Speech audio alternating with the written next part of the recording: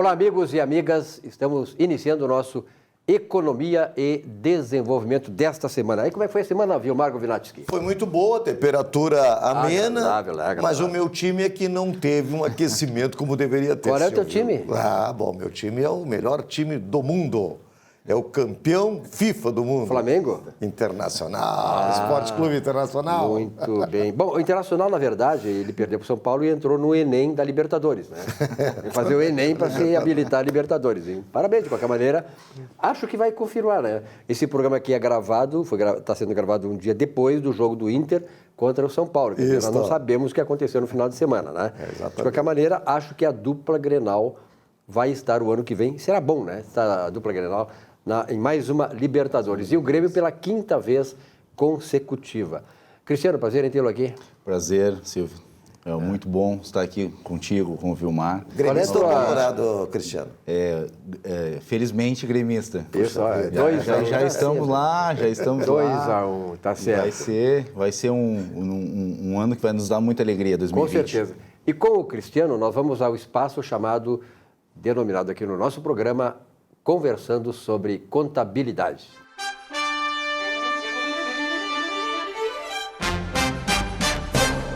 Cristiano, contabilidade gerencial, o que é isso? Então, Silvio, agora a gente entrou em dezembro.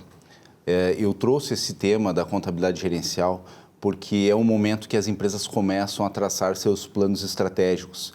E nada melhor do que a gente tratar desse tema, que é a contabilidade gerencial, onde neste momento do ano, as empresas já deveriam, ou se não deveriam, já devem estar providenciando isso, que seria, na verdade, preparar as suas informações gerenciais para a escolha dos seus regimes tributários para o próximo ano. Por quê, Silvio? Porque, na verdade, a gente tem um prazo legal para que isso aconteça, né? Que, em linhas gerais, é 30 de janeiro do ano seguinte. Então, as empresas elas têm que formatar essa contabilidade gerencial para verificar se elas estão, de fato, enquadradas na melhor forma, no melhor regime jurídico tributário.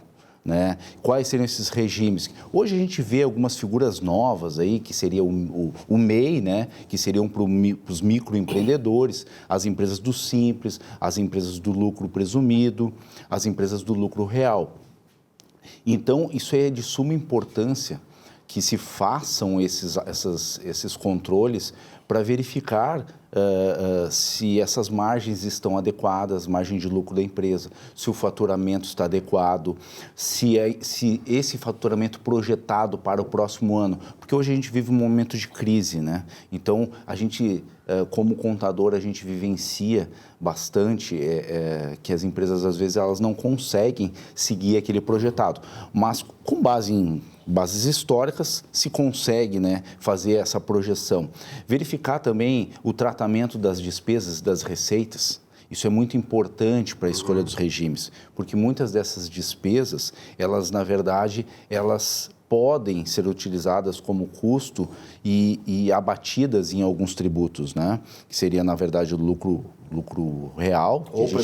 Ou presumido, mas no lucro real a gente tem uma característica bem marcante nele, que é a questão da compensação, da utilização de créditos, de custos, de outras situações que devem ser analisadas pelo profissional. E o relatório gerencial, ele vai ter essa serventia, ele vai servir para o quê? Para o empresário guiar, né, aquela condição que melhor vai lhe favorecer para questões tributárias. Já é uma espécie de planejamento tributário dele. Isso, é um planejamento tributário que tu vais fazer de uma forma antecedente, né? Exatamente. Tu vai chegar num período X, que acredito que dezembro seja esse momento, então as empresas já se preparam para isso, e vai fazer o quê? Vai fazer o relatório gerencial. Diferentemente daquele relatório financeiro que é obrigatório a informar para o fisco, fechar balanço, o relatório financeiro, ele vai dar suporte para o gerencial. Porque ali tu vai qualificar melhor as suas despesas para aqueles enquadramentos de regimes contábeis tributários. Né? Vamos supor, a empresa ela pode estar, daqui a pouco, uma empresa pequena, ela está no Simples. Mas por que ela está no Simples? O simples é a melhor forma? Talvez não. Talvez seja a forma mais conveniente, né? Porque daqui a pouco tu não tem que ter um tratamento das tuas informações tão rígido, né? Mas daqui a pouco tu estás pagando bem mais tributo. Aliás, nesse aspecto, o lucro presumido e o lucro real também tem que ser bem tratados, porque o lucro presumido, ele presume que 32%, se não me falha a memória, da receita bruta é a tua margem de resultado. E muitas vezes, com toda essa questão de recessão, mercado que está desaquecido, etc., não existe toda essa margem, então, de repente, está sendo tributado mais do que poderia ser se optasse pelo lucro real, não é isso? Bem colocado, Vilmar. A questão da presunção, o 32 aí, que seria a regra maior, que seria o volume maior, que são as empresas comerciais, sim, depois tu teria outros níveis de presunção que são estabelecidos em lei pelo legislador, em que ele vai te beneficiar e vai presumir, sim, na verdade, a lucratividade do teu negócio. Sim, essas informações elas têm que estar pontualmente, né, registrados, a tua contabilidade financeira ela vai apontar tudo isso. Entretanto, o teu tratamento de custos e despesas, ele não é tão relevante, porque ele não vai interferir na questão da presunção. Tu vais presumir um lucro determinado e sobre isso tu vai aplicar tuas alíquotas incidentes de imposto de renda e contribuição social. Se gastou, não, se tem despesa, interessa é a receita. Perfeito. E no lucro real, tu vai aplicar as alíquotas sobre a realidade existente, né? Claro, tu vai ter as bases de exclusões e adições que são legalmente ponderados ali para que sejam quais despesas que podem ser abatidas. As dedutíveis, indedutíveis. Depois tu faz ao final, tu vai fazer esse filtro também. Aí a importância da contabilidade, né, importância, exatamente. Essa importância da contabilidade gerencial, de que o contador esteja, né, bem preparado para analisar todas essas despesas e chegar no empresário e dizer, olha, eu acredito que o teu regime aqui, ele está um custo muito elevado, um custo tributário elevado. Com a tua projeção de faturamento, talvez tu vá pagar muito mais. Então, quem sabe, daqui a pouco uma análise de ou voltar um regime, né, do real para o presumido, exato, ou até mesmo para o simples, porque na época de crise nós muito bem sabemos que a economia aqui no estado do Rio Grande do Sul, principalmente. Ela caiu, o faturamento caiu, então muitas empresas estão voltando ao simples. Cristiano, e a questão da previsão orçamentária, que tu falaste no planejamento, que faz parte, é processo do planejamento, a previsão orçamentária. Como é que as empresas estão tratando isso? As empresas estão realmente fazendo planejamento, tipo assim, no ano seguinte, ou a Bienal, 2 anos, enfim, isso está acontecendo? Então, Vilmar, muito bem também colocado. A questão da previsão orçamentária, infelizmente, ela é tratada pelas empresas de porte maior. As de médio porte, elas tentam fazer isso, mas por questões burocráticas, que o fisco hoje ele toma muito tempo dos profissionais, acaba o profissional dedicando um tempo maior para essas questões burocráticas e acaba deixando um pouco de lado a questão orçamentária, que na verdade eu considero um grande erro. Porque a questão orçamentária, ela vai ser na verdade,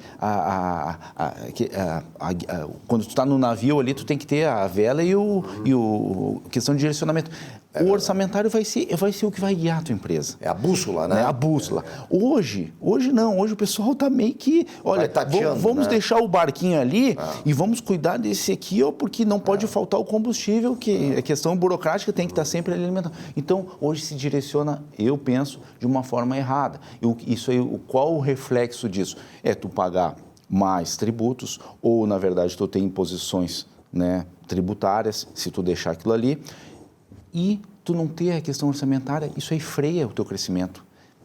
Freia absurdamente. Porque a empresa ela não sabe para onde ir, se vai, se não vai, se investe, aonde investe, né? Então, onde é que está dando mais resultado? Qual questão orçamentária, tá vendendo daqui mais? A pouco daqui a pouco ele sabe que tem um resultado, mas não sabe nem de onde veio. O grande segredo é consultar o contador. Né? O grande segredo é tu consultar a profissionais habilidades especializados.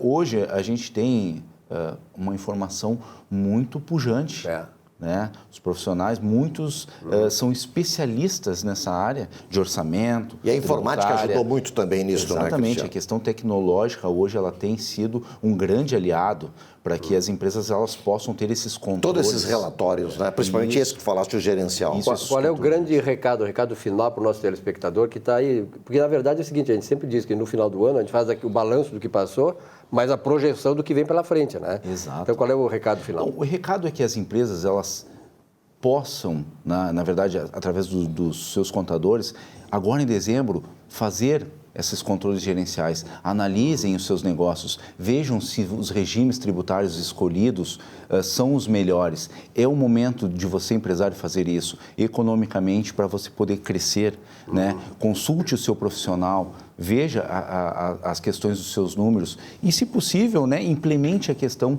do balanço orçamentário para que você possa ter um efetivo e real conhecimento do seu negócio. E aqui no Rio Grande do Sul temos profissionais altamente competentes, né?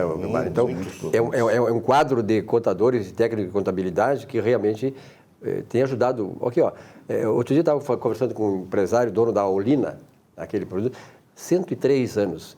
São empresas que elas se projetaram e tal, se mantêm, se consolidaram, avançam, porque tem uma estrutura atrás, né? Contábil também, fundamentalmente, né? Que faz... É a bússola, né? Que o empresário tem para prosseguir no seu caminho. E nosso estado do Rio Grande do Sul, e de fato, ele tem profissionais de alto padrão. Eu digo isso porque eu conheço. Muito qualificados. E assim, talvez eles estejam, como a minha fala anterior, eles estejam sendo mal empregados. Hoje se direciona muito para a questão só tributária, de cumprimento de obrigações. Isso, infelizmente, entristece e nós, todos os colegas contadores, eles têm noção de que o tempo gasto com isso é um tempo que deixa uma brecha para as outras questões, né? E é por isso que é necessária uma reforma tributária que simplifique, né, essas questões todas e dê tempo para o empresário pensar em coisas maiores. Cristiano, obrigado pela tua presença. Eu que agradeço. Mais alguma coisa tem para...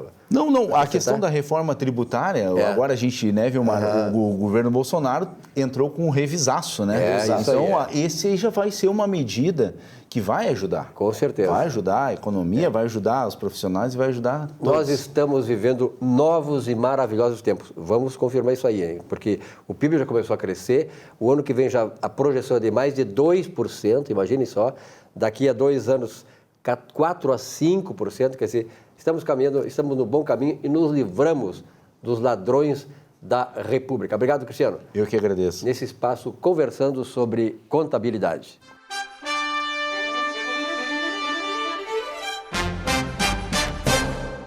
Olá! A experiência de vida de cada um de nós é produzida a partir do pensamento. Isso mesmo. Quando eu decido pelo pensamento, não pela emoção, minha decisão é normalmente a mais correta e irá trazer bons frutos. Por isso, se mantenha vigilante. Não permita que qualquer pessoa possa ter influência na sua vida de maneira negativa. Viva sempre com alegria, seja em casa, no trabalho, onde estiver. A alegria reverbera a energia positiva que você carrega e a expande para tornar agradável e leve o ambiente onde você se encontra. E acredite, quando você está feliz, de dentro para fora, tudo se resolve, tudo muda em seu favor. Faça essa experiência, é incrível o que você irá colher. Boa semana!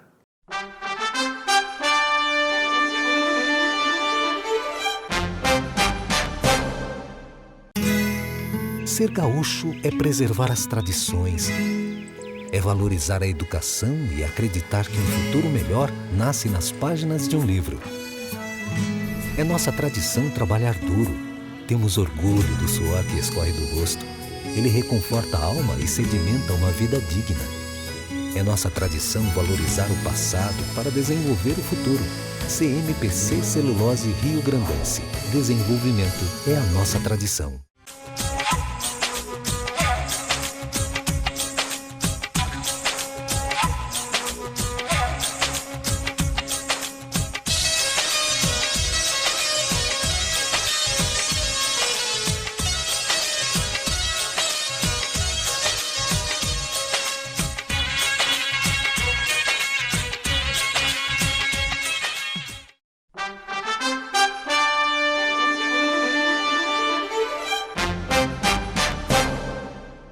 Olá a todos, muito bom estar aqui com vocês. Eu falo em nome da PS Capital, Estratégias e Análises Tributárias. Essa semana eu quero falar sobre educação financeira. Qual é o link com o empreendedorismo? Qual é o link com a espiritualidade, né? A educação financeira, ela nos dá a base para a gente poder desenvolver, nos desenvolver. Então, ela parte de uma fórmula. Essa fórmula, ela está no meu livro, em vários trabalhos meus sobre educação financeira, sobre empreendedorismo, em especial no livro Nascemos para Cumprir uma Missão, que você pode baixar ali no meu site. E ela fala o seguinte, ó, a fórmula da riqueza. O primeiro item dessa fórmula é a parte de rendimentos. É importante ter fontes de entrada de dinheiro. Se a tua entrada de dinheiro está inferior à tua saída, não tem como fazer poupança, né? Não tem como ter riqueza. Então, o primeiro item é fazer com que sobre. O segundo item da fórmula da riqueza é a disciplina de que a primeira pessoa a ser paga tem que ser tu mesmo. Então, quando sai lá a tua remuneração, recebeu alguma comissão, a primeira pessoa que tu paga é tu mesmo. Não existe essa história de o que sobrar a gente guarda, nunca sobra. Então, recebeu lá dia 30 tu já deposita aquela parte que tu te comprometeu em guardar. A terceira parte da fórmula da riqueza é, no caso, o rendimento. Qual é a aplicação? Pode ser imóvel, pode ser dólar, pode ser bolsa, pode ser fundos de investimento, tesouro. Aí cada um usa da melhor maneira possível. Então nós temos assim, até agora, a entrada de dinheiro, a disciplina de todo quando entrar, guardar, e depois a terceira parte, onde eu posso aplicar esse valor que eu estou guardando. E a última parte é a simplicidade. Mas o que teria a ver a simplicidade com tudo isso? A simplicidade tem a ver com o pensamento enxuto econômico, que significa não gastar além do que se pode gastar. Não fazer... antigamente a gente tinha casa aqui, casa na praia, 3, 4 carros, um monte de... muita gente ainda tem um monte de roupa dentro do guarda-roupa. Será que a gente precisa de tudo isso?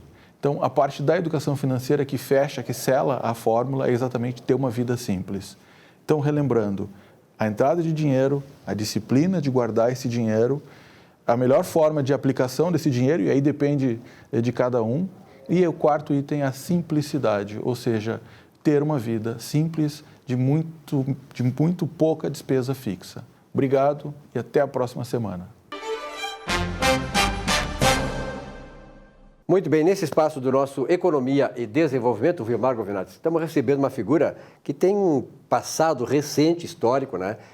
De grande importância para o Rio Grande do Sul, autor de leis fundamentais, né, que estão vigindo aí e que trouxeram grandes benefícios para a comunidade rio-grandense. Eu falo de Mick Breyer, prazer, prefeito de Cachoeirinha. Prazer, terceiro mandato de deputado, o senhor teve 3 mandatos de deputado? 3 mandatos de deputado, na verdade eu fui vereador por 2 mandatos em Gravataí. Em Gravataí. Na década de 90. Fui o homem da vice-prefeito. região metropolitana? Não, ele assumiu toda a região metropolitana, né? Fui vice-prefeito lá em 97 a 2000, em Gravataí. Depois voltei para a minha cidade, onde eu nasci, que é Cachoeirinha. Aí fui secretário de Educação e deputado eleito por 3 mandatos. E o senhor foi deputado aqui, e eu lembro perfeitamente, quando deputado estadual, Mick Breyer foi presidente da Frente Parlamentar de Segurança do Trânsito. Na época, eu era presidente do CETRAN e acompanhei muito o trabalho do deputado, então, Mick Breyer, nessa questão que ajudou muito a situação toda, né, com projetos de lei, como disse o Silvio Lopes aqui. Na verdade, na época, o Beto Albuquerque tinha a frente parlamentar em Brasília, uma frente nacional, e nós fizemos aqui também a frente estadual do trânsito seguro, em sintonia com várias organizações não governamentais, com o governo do estado, com os municípios, e, de fato, um trabalho que nos orgulhou bastante, né? Trabalho sério. E que a gente fez também aquela lei, que é bastante polêmica, né? A Lei 12.916, de abril de 2008, portanto, já fazem 11 anos que ela está vigendo, que é a que retirou a bebida alcoólica nos estádios. Sim. Teve uma polêmica no final do governo Sartori, eles aprovaram a entrada das bebidas de novo, no final, no apagar das luzes, depois o governador Eduardo Leite acabou vetando, se criou uma comissão especial ali, mas a lei continua vigente. Nós tivemos resultados muito positivos durante os jogos, o pessoal que trabalha dentro, o pessoal da segurança, da Brigada Militar que trabalha durante os jogos, diz que reduziu em torno de 70% a violência.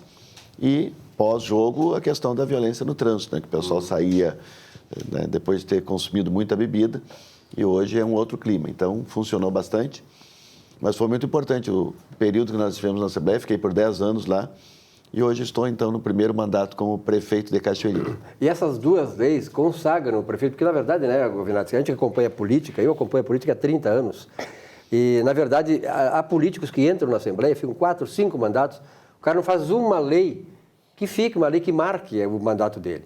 Quer dizer, então é importante, o Mick Breyer, um camarada que está há 3 mandatos, já fez essas duas leis que já solucionaram tantos problemas da comunidade. Então, parabéns, Mick. E o que tu está fazendo por Cachoeirinha? Cachoeirinha antes era um tipo de dormitório de Porto Alegre. O pessoal dormia lá e vinha trabalhar em Porto Alegre. É verdade. Hoje está invertendo isso, inverteu isso, né? Hoje Cachoeirinha tem um polo logístico importante aqui na nossa região, porque a sua localização ela favorece muito, né, os centros de distribuição. Nós estamos a 15 minutos do aeroporto Salgado Filho, coladinho com Porto Alegre, do lado da General Motors em Gravataí, perto de Canoas, quer dizer, perto de grandes centros e uma cidade que cresceu muito. Hoje tem mais de 130 mil habitantes. Dizem que se aumentar a pista do aeroporto Salgado Filho, vai pegar em Cachoeirinha. Pega ali um pouquinho, chega na nossa ponte. Chega lá, né? Mas, de fato, hoje nós temos um comércio muito forte, serviço, e o distrito industrial... Pois é, eu ia perguntar, prefeito Mick Breyer, como é que está a questão industrial em Cachoeirinha, que o senhor falou, né, aquele polo ali da... Como é que é a estrada? Ritter. Frederico né? Ritter. Isso, a estrada do trabalhador, né? Isso aí, do trabalhador. Então, ali tem bastante indústrias também, né? Tem bastante linhas de montagem, etc, né? Sem dúvida. Nós temos, além do polo logístico, tem um setor metal mecânico muito importante, também muito forte. Claro que de 2015 para cá nós sentimos, né? O Brasil inteiro sentiu. Não é Cachoeirinha que ia ficar fora desse processo. Inclusive a Souza Cruz, que havia se instalado na cidade, em 2015 levantou acampamento, anunciou que ia embora. Depois voltou também com a sua distribuição do cigarro, né? Mas a produção não tem mais. Então, claro que esta crise deu um impacto muito forte na economia, mas nós estamos num processo de atração de investimentos. Isso que eu ia lhe perguntar. O senhor como prefeito, não é? A gente fala tanto que os municípios têm que trazer pessoas, investidores, empreendedores e tal. Como é que o senhor gerencia essa atração que o senhor falou para trazer investidores para Cachoeirinha, empreendedores? A gente tem tido contatos muito frequentes e perenes, né, com muitas empresas que demonstram interesse em vir para o Rio Grande do Sul ou vir para a nossa região. A questão dos incentivos sempre é uma questão polêmica, né? É polêmico isso, né? É polêmico porque sempre tem aquele que está há 30 anos na cidade etc. E nunca teve renúncia de nada, enfim. Mas a gente vai discutindo caso a caso. Nós temos, por exemplo, a empresa Vital, que trabalha com pães, né? Que sua fabricação estava em Porto Alegre, agora optou por Cachoeirinha, muito pela localização. Nós temos um povo ali muito trabalhador, uma mão de obra muito qualificada. Como eu disse, uma localização espetacular. Então, muitos procuram exatamente por isso, né? Cachoeirinha tem muito a oferecer do ponto de vista da infraestrutura necessária e daquilo que uma empresa espera, né? Que é gerar emprego, que é poder fazer girar a economia. Ontem, por exemplo, tivemos a inauguração de uma loja importantíssima, a 31ª loja do mercado Assum, né, que é o nome da Assunção. Né, que era... É da Assunção, que, aliás, um dos supermercados que mais cresce no Rio Grande do Sul. Né? Sem dúvida. E cresce pela competência, pela logística, pela estratégia, né? E essa ida do Assum para a Cachoeirinha mostra exatamente a visão desses empresários. Da Assunção, que faleceu há um ano e pouco atrás, eu conheci um ano e pouco. Uma espanhola, veio para cá. Isso. Ela era visionária, realizadora, e está aí o fruto, né, dessa mente, dessa mentalidade visionária da Assunção. E o Antônio fez homenagem para ela ontem, né? A gente quer agradecer. Na verdade, o Assum já está em Cachoeirinha há 28 anos, mas ontem inaugurou uma nova loja moderna, perto de novos condomínios que estão se instalando no município. E é a primeira loja deles que vai ter o chamado self-checkout. Quer dizer, tu pega os produtos, tu passa na máquina, passa o cartão e vai embora. Não precisa falar com ninguém. Que é algo que já existe em alguns outros lugares. Sim, no primeiro mundo existe isso aí já há muito tempo. Né? E o Assum é a primeira loja deles. Então, a gente fica muito contente com esse tipo de investimento, né? Como eu disse, o comércio é muito forte, o serviço na cidade. E Cachoeirinha tem muito para se desenvolver. Claro que geograficamente nós não temos muito espaço. Até está acompanhando conosco aqui o Saul Sass, foi nosso secretário de planejamento lá, né? Conhece muito a cidade, atraiu muitos investimentos. Geograficamente nós somos o segundo menor município do estado. A gente só não ganha de Esteio, que é o menor, nós somos o segundo menor. Então, do ponto de vista da estrutura geográfica, não tem mais muito o que crescer. Mas ainda os espaços que temos dá para atrair muita empresa, muito investimento. Prefeito, em relação à arrecadação, Esteio, por exemplo, tem grandes indústrias, tá? Acho que me parece que a densidade, digamos, tributária dele é grande. Quer dizer, em relação à população, qual é a posição de Cachoeirinha em relação à renda no estado? Agora tu me pegou de pronto assim, já fomos oitavo. Mas deve estar mais ou menos por aí, né? Com a saída da Souza Cruz, acho que a gente desceu um pouquinho, mas deve estar ali em torno do 9º, 10º município do estado. Está entre os 10 municípios. Mas é interessante, eu gosto de fazer uma comparação, né? O que foi importante para a região é a questão da General Motors ali, porque sim, exatamente, não impactou só Gravataí, impactou Cachoeirinha também, porque algumas empresas não querem satélites. ficar lá dentro, isso, e querem ficar na volta para fornecer para a GE, mas fornecer para outros também, então ficam ali também em Cachoeirinha. Mas quando eu fui vice-prefeito, em 97 a 2000, eu lembro que esse número fica muito presente na minha cabeça, foi o primeiro ano de vice-prefeito, nosso orçamento anual era 36 milhões de reais. Hoje, Gravataí tem um orçamento de mais de 880 milhões. Olha o que foi o crescimento. Então, como eu disse, impactou não só Gravataí, mas também Cachoeirinha, de certa forma, Esteio, Canoas. Então, foi importante para a região. E nós ali estamos investindo muito, né? Na infraestrutura. Sábado, por exemplo, próximo agora, estaremos entregando uma praça fundamental. Vai ser um marco na cidade, que a gente está chamando de Praça do Ecoturismo. A Câmara já votou o nome lá, vai ser Praça Leonel de Moura Brizola, em homenagem ao nosso ex-governador, que muito trabalhou na região. E ela vai estar de frente para o rio Gravataí. Quer dizer, a cidade está de costas para o rio, né? A gente diz assim que o rio passa e muita gente nem sabe onde fica. Então, sábado estaremos entregando uma praça, um local de encontro, um local de entretenimento, de encontro da família, para que a gente possa também ter espaços aprazíveis na cidade, além do comércio, além da indústria. O senhor falou na questão do rio Gravataí e me remeteu à questão ambiental. A gente vê que o rio Gravataí sofre muito com a poluição, e muito também em função não só do que a população joga no rio, mas a questão das próprias empresas. Esse assunto o senhor está tratando com todo zelo, com certeza, né, prefeito? Sem dúvida. Até o pessoal que tem uma organização não governamental chamada Associação de Preservação do Vale do Gravataí, APN-VG, ela sempre gosta de dizer o seguinte: o rio Gravataí é um rio 80% limpo, porque ele começa lá no Caraá, lá em cima do morro lá, e ele vem limpo até chegar perto ali onde as populações são mais aglomeradas ali.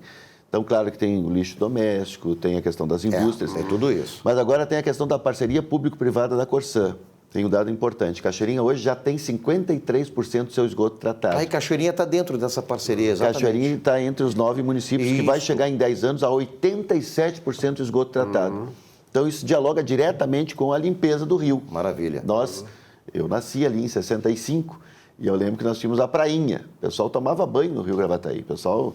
Sim, era piscoso. As mulheres lavavam a roupa ali direto no rio, jogavam a bola no meio. O Vilmar não era nascido ainda, né? Mas eu ouvi falar, o prefeito agora também Ele confirmou. nasceu mais para frente, né, em 80. Então, a gente pensa e acredita que é possível essa despoluição, mas ao menos as pessoas vão conhecer melhor, né? Tem gente que anda de barco, de jet ski, que pode circular por ali e vai estar dialogando com essa mini orla. A gente olha aqui a orla do Guaíba, como ficou bonita, e agora vamos ter também esse espaço qualificado em Cachoeirinha. E a reeleição, prefeito? Pois Está então, nos planos?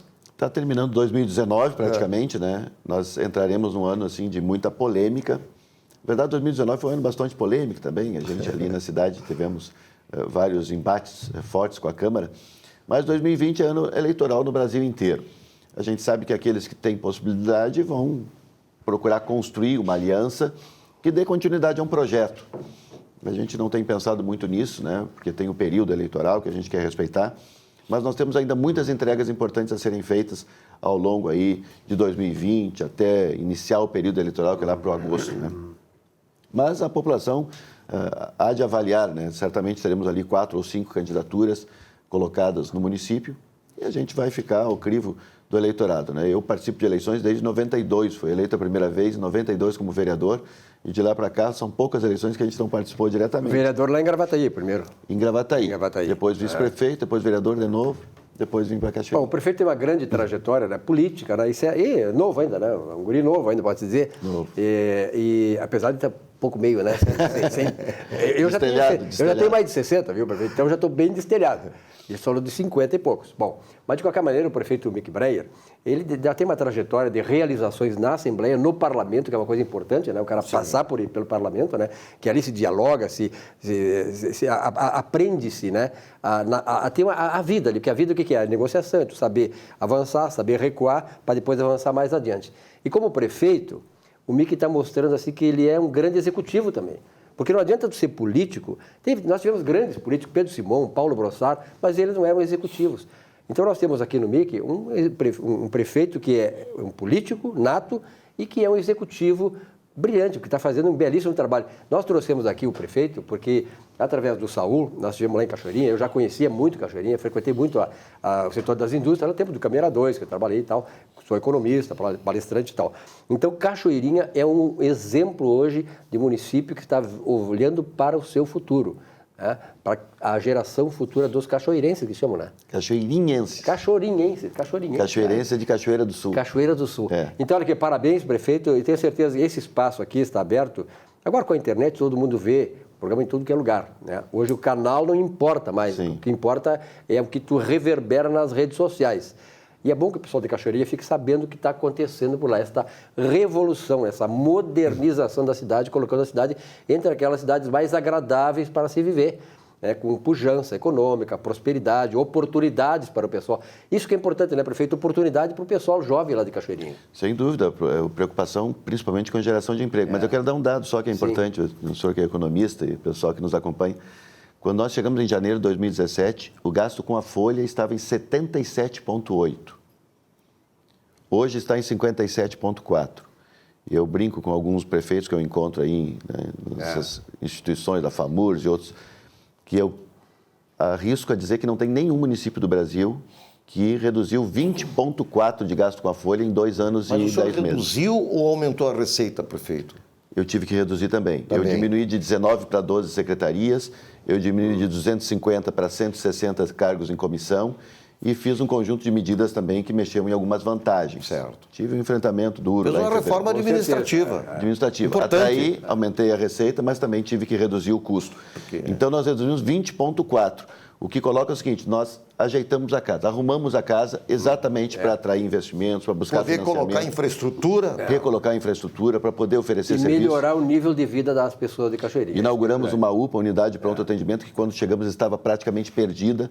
Era mais de 3 milhões que teríamos que devolver ao Ministério da Saúde. Fomos atrás, concluímos e hoje atende 5.500 pessoas por mês.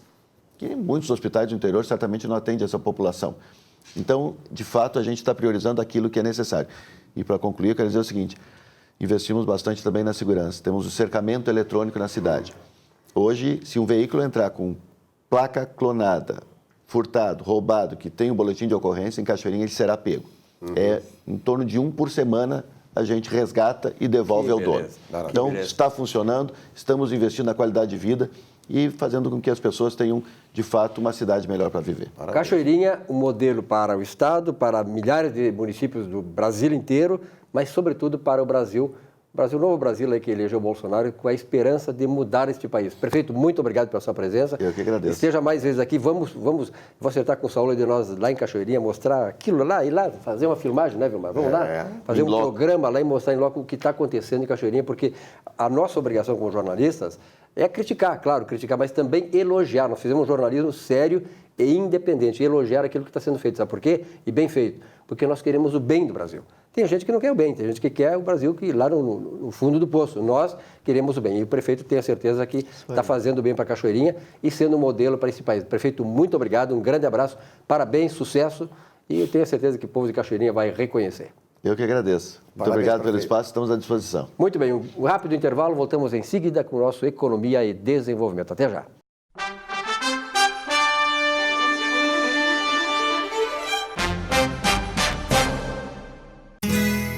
Ser gaúcho é preservar as tradições, é valorizar a educação e acreditar que um futuro melhor nasce nas páginas de um livro. É nossa tradição trabalhar duro. Temos orgulho do suor que escorre do rosto.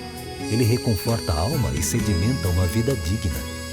É nossa tradição valorizar o passado para desenvolver o futuro. CMPC Celulose Rio Grandense. Desenvolvimento é a nossa tradição.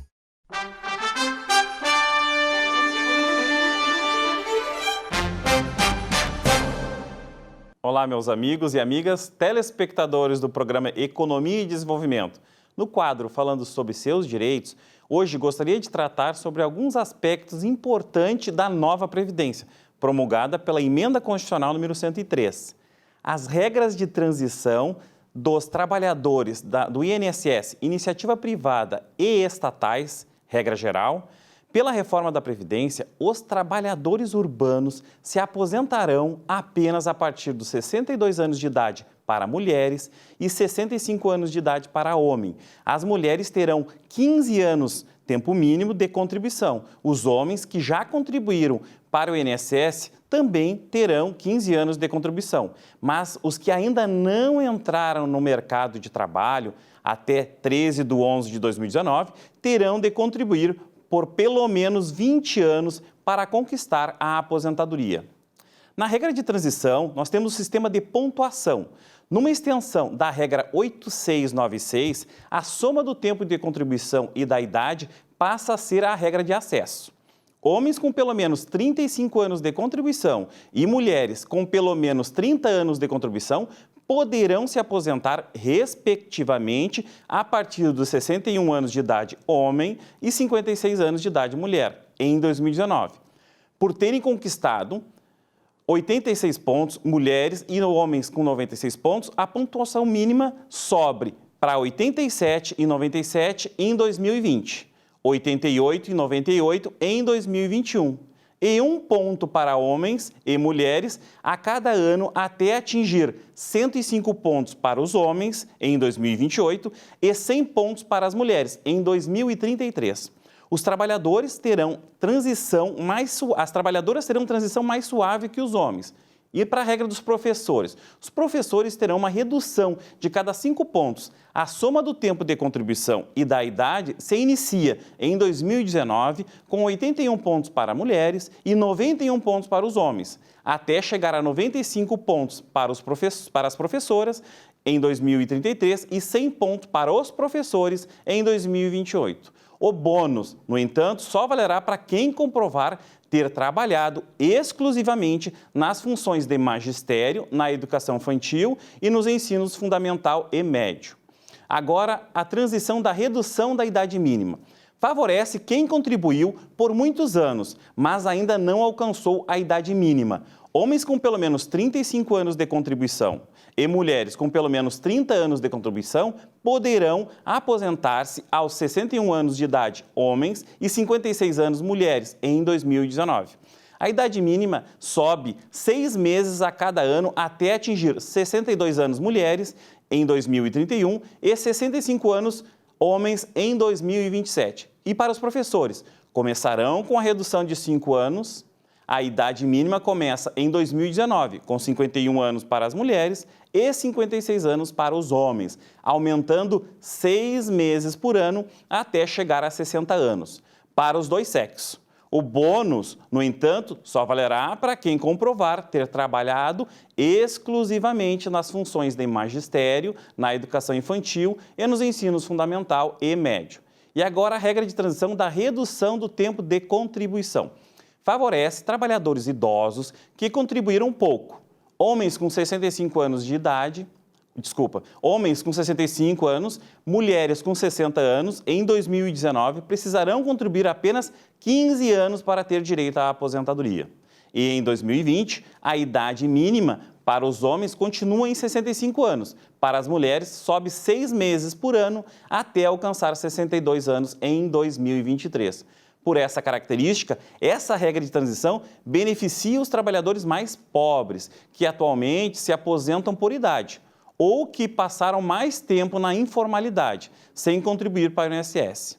O tempo mínimo de contribuição para as mulheres está em 15 anos em todas as circunstâncias. No entanto, os 15 anos mínimos de contribuição para os homens só vale para quem se aposentar por essa regra. Os demais segurados terão de contribuir por pelo menos 20 anos. O homem que se aposentar com 15 anos de contribuição receberá o mesmo que se aposentou 16 anos a 20 anos de contribuição. A aposentadoria só aumentará para quem tiver contribuído 21 anos ou mais. Na prática, o texto aprovado com o tempo mínimo de 15 anos para homens só beneficia quem entrou no mercado formal de trabalho e contribuiu para o INSS. A proposta de emenda constitucional da PEC, a PEC paralela, em tramitação no Senado, pretende reduzir para 15 anos de contribuição mínima para todos os trabalhadores, da iniciativa privada e das estatais. E agora o pedágio de 50%. Quem está há 2 anos de cumprir tempo de contribuição mínima para a aposentadoria, pelas regras atuais, 30 anos mulheres e 35 anos homem, poderá optar pela aposentadoria sem idade mínima se cumprir o pedágio de 50% sobre o tempo restante. O valor do benefício será calculado por meio de aplicação do fator previdenciário, que deixará de ser aplicado para os demais benefícios. Exemplos: mulher com 20 anos de contribuição há 1 ano da aposentadoria pelas regras anteriores, poderá aposentar-se pelo fator previdenciário se contribuir mais 6 meses, totalizando 1 ano e meio de contribuição. Homem com 33 anos de contribuição há 2 anos da aposentadoria pelas regras anteriores, poderá aposentar-se pelo fator previdenciário se contribuir mais 1 ano, totalizando 3 anos de contribuição. Por fim, agradeço a audiência, desejo uma boa semana a todos e até o próximo programa. Fique conosco porque teremos agora o nosso palestrante, José Henrique Hornung, diretor da PH3 Solutions.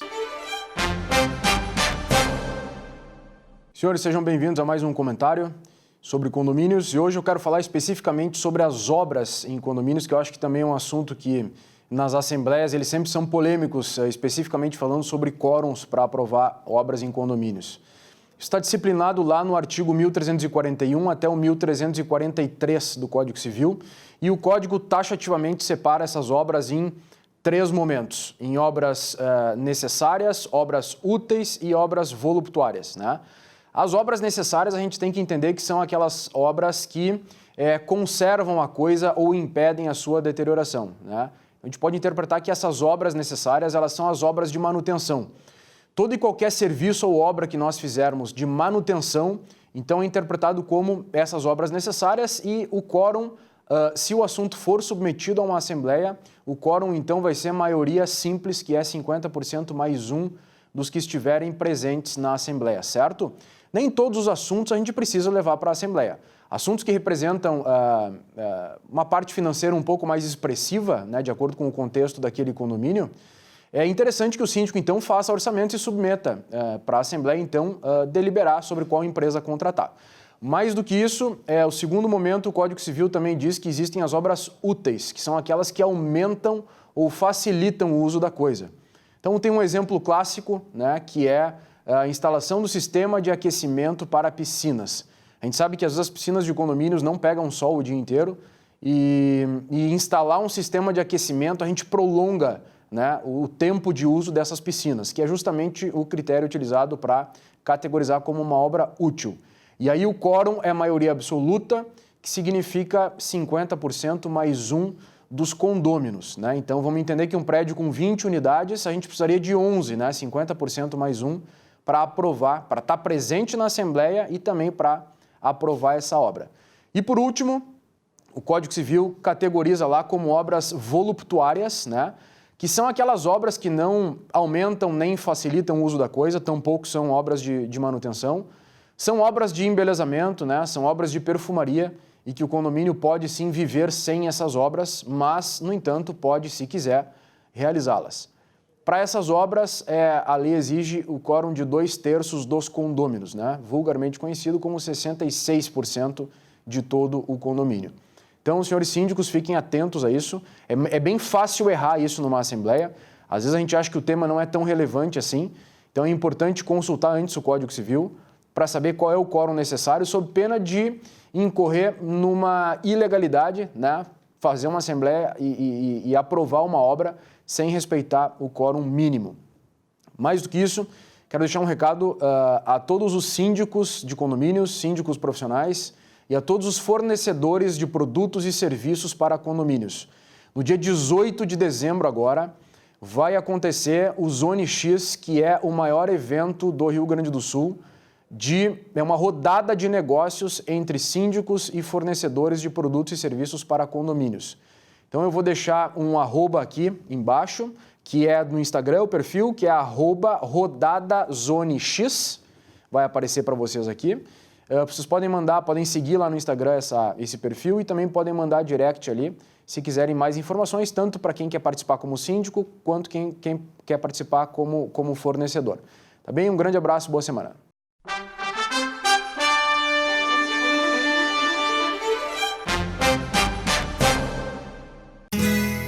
Ser gaúcho é preservar as tradições, é valorizar a educação e acreditar que um futuro melhor nasce nas páginas de um livro. É nossa tradição trabalhar duro. Temos orgulho do suor que escorre do rosto. Ele reconforta a alma e sedimenta uma vida digna. É nossa tradição valorizar o passado para desenvolver o futuro. CMPC Celulose Rio Grandense. Desenvolvimento é a nossa tradição.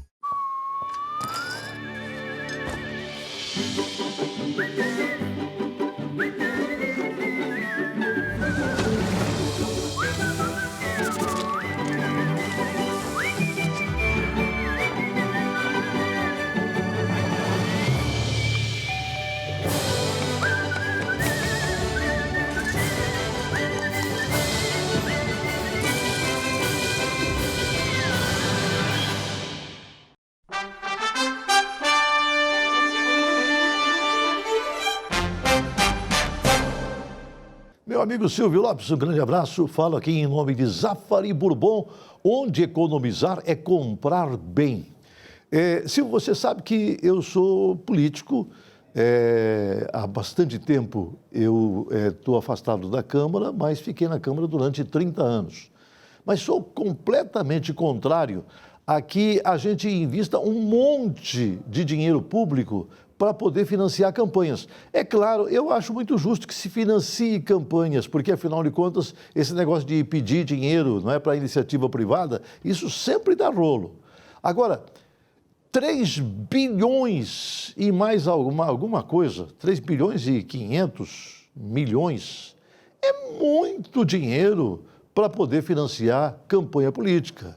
Já tem hoje aprovado, já é normal, se utilizar 2 bilhões para as campanhas políticas. 2 bilhões.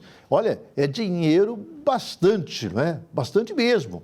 O partido que tem que saber usar. Aliás, tinha que se definir novas regras. Para que os partidos pudessem participar de uma eleição, tinham que ter regras assim mais seguras, até para que os candidatos fossem melhor escolhidos. Na Inglaterra, por exemplo, o candidato que vai participar de uma eleição, ele tem que comprovar que ele conhece os problemas da sua região e que, de repente, pode oferecer soluções para ele.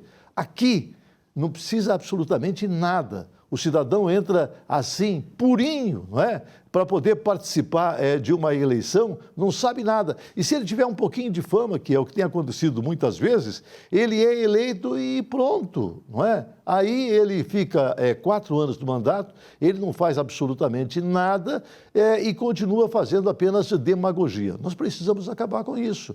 Precisamos realmente fazer com que lá na Câmara Federal, onde vai ser votada essa diferença de 2 para 3 bilhões, que os deputados possam ser pressionados, não é? Telefona para o seu deputado lá, não dá para aprovar isso não é? É muito dinheiro público. Coloca isso na educação, coloca isso na segurança pública, coloca isso na saúde, aonde realmente é necessário. Agora, não coloca tanto dinheiro assim simplesmente para eleições. O que nós temos é que organizar melhor as nossas eleições. E organizando melhor, nós vamos gastar menos com toda certeza. Um grande abraço para todos, em nome de Zafari Bourbon, onde economizar é comprar bem. Neste último bloco do programa Economia e Desenvolvimento, estamos trazendo o Dr. Marcos Dias Ferreira.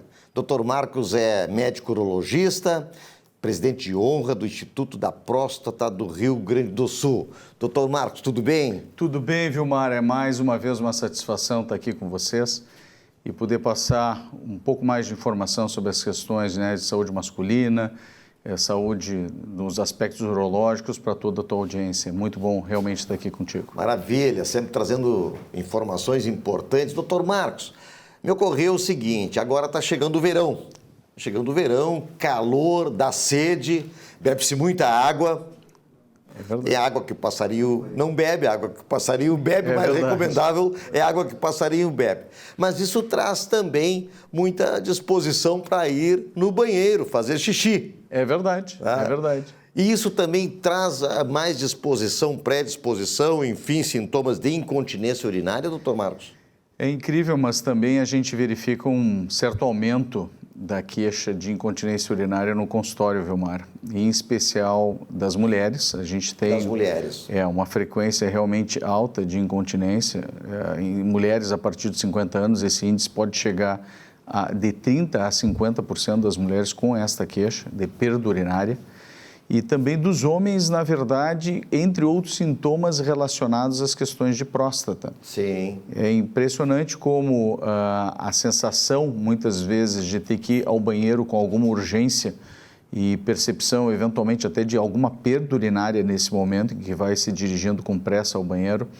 Algumas vezes a sensação também de que não esvaziou a bexiga completamente, o jato mais fino, o jato que sai intermitentemente, ou seja, sai um pouco e para, outro pouco e para. Então, dentro do conjunto de sintomas que são chamados sintomas de próstata, né? Então, é muito importante a gente ficar alerta em relação a esses sintomas. Quando o senhor fala sintomas de próstata, são aqueles sintomas anteriores, digamos assim, ao diagnóstico de um evento menos esperado, que é o problema de câncer de próstata, ou posteriores à cirurgia, posteriores ao tratamento deste evento? Na verdade, Vilmar, isso se refere às duas situações. As duas situações. Exatamente, porque nós podemos ter os chamados sintomas prostáticos em pacientes que tenham, por exemplo, doenças benignas da próstata, como, por exemplo, a hiperplasia da próstata, crescimento benigno da próstata. Nós podemos ter esses sintomas também nos quadros de prostatite, de inflamação prostática. E em pacientes que tenham o desenvolvimento do câncer de próstata numa fase em que o câncer esteja um pouco mais crescido, ou seja, por vezes até numa fase mais tardia, o paciente pode também apresentar os chamados sintomas prostáticos, dentre esses que eu elenquei. Agora, é importante entender também que quando se fala da questão da incontinência, isso por vezes, Vilmar, é o maior medo dos pacientes quando se refere ao tratamento do câncer de próstata. Muitos pacientes têm o receio de fazer o diagnóstico precoce, justamente pelo receio de serem tratados pela doença e ficarem com sequelas ou complicações do procedimento de tratamento, que na maior parte das vezes é o procedimento cirúrgico, mas também pode ser a radioterapia. As duas condições podem eventualmente evoluir, em alguns casos, para a situação de incontinência. E a grande questão é que essa incontinência tem tratamento, né? Ao contrário do que muitos pacientes imaginam. Esse tratamento, ele é um tratamento que precisa de outro procedimento, precisa de algum outro tipo de intervenção? Muito importante essa pergunta, Vilmar, porque, na verdade, boa parte dos pacientes que sofrem dos quadros de incontinência, nós temos como primeira linha de tratamento, isso determinado por uma sociedade internacional, que a gente chama de ICS, na sigla em inglês, que é a International Continence Society, a Sociedade Internacional de Incontinência, onde na primeira linha de tratamento nós temos as abordagens de fisioterapia. Então, é uma fisioterapia pélvica que é utilizada especificamente para reforço dessa musculatura e tentativa de controle da perda urinária pelo próprio paciente, através de um treinamento muscular adequado e altamente especializado. São fisioterapeutas especializadas nessa técnica. Por outro lado, nós temos também, eventualmente, a necessidade de medicar esses pacientes, de que eles recebam medicamentos que possam trabalhar a questão do controle da bexiga e o próprio controle da uretra. E outras vezes, sim, há necessidade, em alguns casos, Vilmar, da cirurgia, né, de procedimentos. Nem sempre seriam cirurgias, vamos dizer assim, na concepção efetiva de grandes intervenções, mas intervenções minimamente invasivas, né? Procedimentos muitas vezes ambulatoriais que poderiam favorecer um reforço dessa musculatura através do uso de telas ou dispositivos que controlem melhor o esfíncter urinário desse paciente. Aí seria tipo de um implante de algum dispositivo para ajudar a musculatura. Exatamente. Nós temos no mercado diversos tipos de dispositivos nesse sentido, alguns específicos para a mulher e outros específicos para o homem. Tem para ambos os sexos. Exatamente. É diferenciada, inclusive, a utilização desses materiais. Mas são materiais já testados, materiais que têm um longo histórico, né?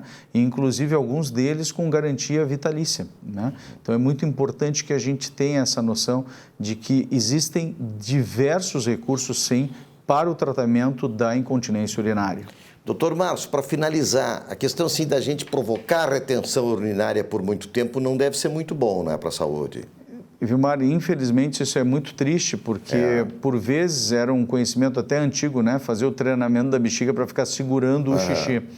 Mas, na verdade, a gente não utiliza isso de rotina, né, como recomendação para os pacientes, porque a retenção urinária de grandes volumes pode promover uma dilatação excessiva da bexiga.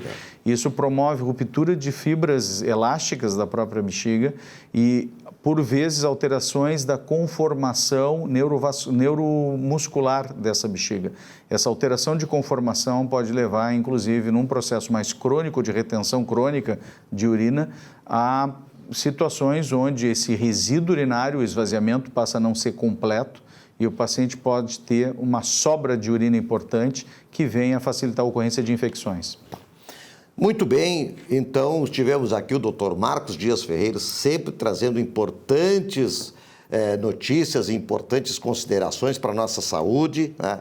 E o programa Economia e Desenvolvimento fica por aqui essa semana, retorna na semana que vem com muitas outras informações.